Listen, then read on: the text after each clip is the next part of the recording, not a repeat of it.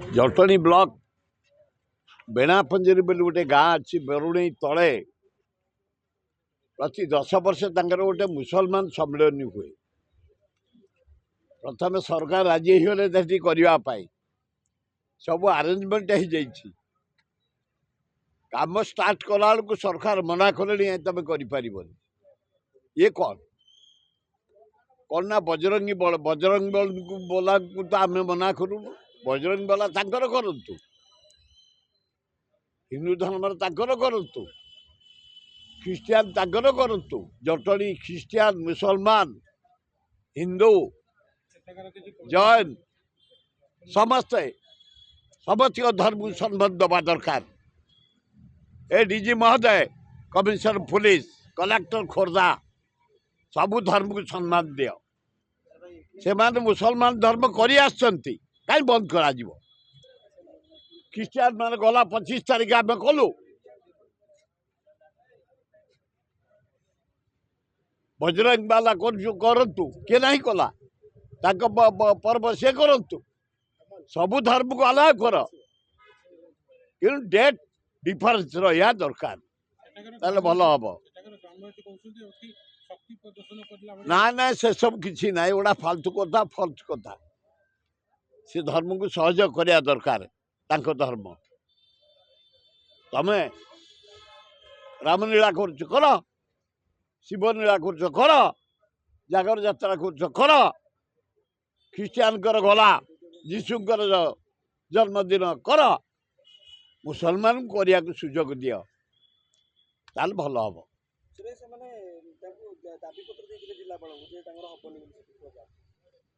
कहीं दे ना जे जहाँ को देदेव से जीव कहीं दे ना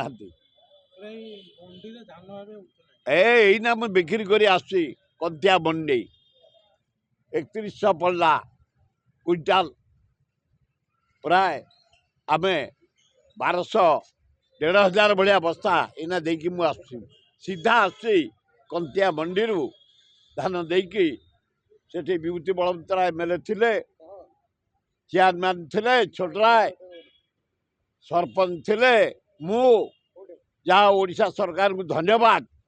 आम खोर्धा मंडी रे सुंदर भावे धान मिलर माने किणुंट मुना बिक्री कर तो यहाँ 150 बस्ता बिक्री कर 3100 बस्ता क्विंटाल 3100 मुझा कहीपरि मु आनी प्राय प्राय भावुँ 9000 ना 10000 आनी धान बिक्री खुशी बिक्री मिलर माने नहीं सरकार किणी धन्यवाद तांकु। खोर्धा जिले में मंडी रे धान सुंदर भावे आज बिक्री करी मुझे आऊँगी कंतिया मंडी